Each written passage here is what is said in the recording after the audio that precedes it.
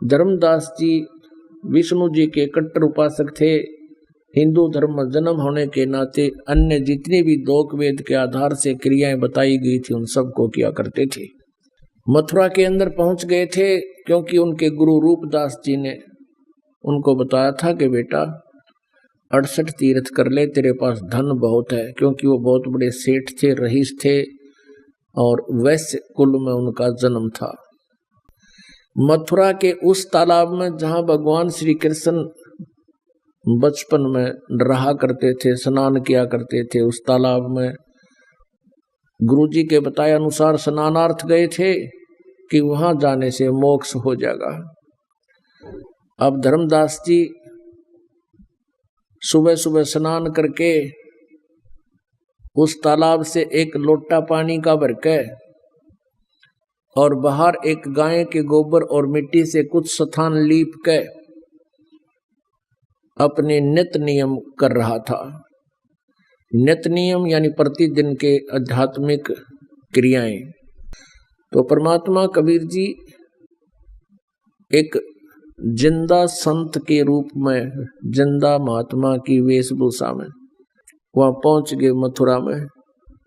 अब जब देखा कि एक व्यक्ति हमारी साधना को देख रहा है और वो भी मुसलमान धर्म का, तो धर्मदास जी ने गीता जी का पाठ ऊंचे सुर में बोलना शुरू किया और साथ में उसका अनुवाद भी करने लगे। 7वें अध्याय को पढ़ा, फिर 8वें को लगातार पढ़ दिया कि आज एक अध्याय और सही ताकि इसका कुछ उद्धार हो जाए। अब उसने जब अपनी सारी क्रियाएं कर ली तो परमात्मा निकट आकर बैठ गए धर्मदास जी के। कबीर परमेश्वर जी एक जिंदा महात्मा संत के रूप में वहां उपस्थित, और धर्मदास जी को स्वामी जी कह रहे हैं कि हे स्वामी जी, हे महात्मा जी, मैं बहुत जगह भटक लिया, मैं भले ही सन्यासी बन गया हूं लेकिन मेरी संतुष्टि नहीं किसी से। जो भी प्रश्न मैं करता हूं मेरे प्रश्न का उत्तर किसी के पास नहीं, मेरी शंका का समाधान नहीं हो पा रहा। और आपको मैं देख रहा हूं कि मुझे कुछ आशा की किरण फूटी है, मुझे लगता है कि आपसे मेरा कोई समाधान हो पाएगा। मैं कुछ प्रश्न करना चाहता हूं। अब धर्मदास जी प्रसन्न हो गए, कहने लगे करो प्रश्न, बोलो क्या कहना चाहते हो। तो परमात्मा ने उनसे पूछा कि हे स्वामी जी, कृपा मुझे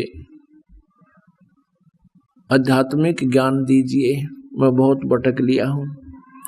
अब धर्मदास जी ने बताया कि मैं राम कृष्ण का जाप जपा करूं और शंकर जी की भी पूजा करता हूं और विष्णु जी मेरा इष्ट रूप में पूज्य है। मैंने रूपदास नाम के एक गुरु जी से उपदेश भी ले रखा है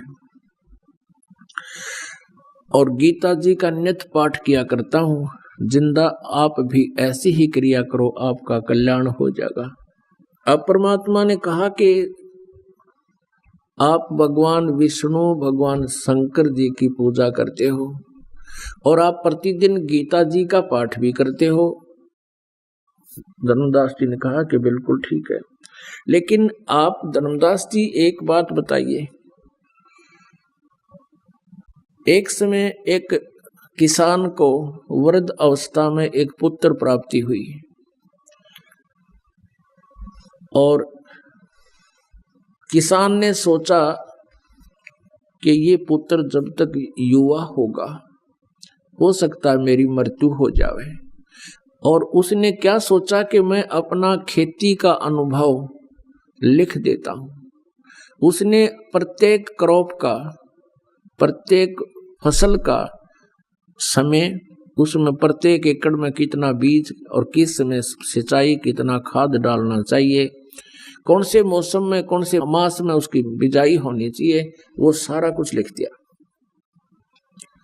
और अपने पुत्र से कहा कि बेटा हो सकता है मेरी कभी मृत्यु हो जाए, मैं बहुत वृद्ध हो गया हूं, मेरी मृत्यु के उपरांत आप इस व्यवसाय को, खेती को संभालना, और मैंने अपना अनुभव इस बही में लिख दिया है। पैड में, आप इसको पढ़कर इसके अनुसार करना, ठीक है। अब परमात्मा ने कहा कि धर्मदास, अब वो पुत्र जो है किसान का, उस अपने पिता के अनुभव को प्रतिनित्य नियम की तरह पढ़ने लग गया।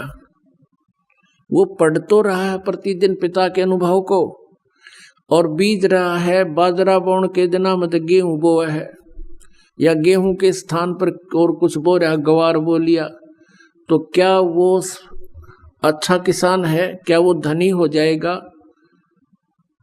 तो धर्मदास जी कहता है ना, वो तो भूखा मरेगा, उसका तो वो तो कति कंगाल हो जाएगा। तो परमात्मा ने कहा कि धर्मदास, श्रीमद् भगवत गीता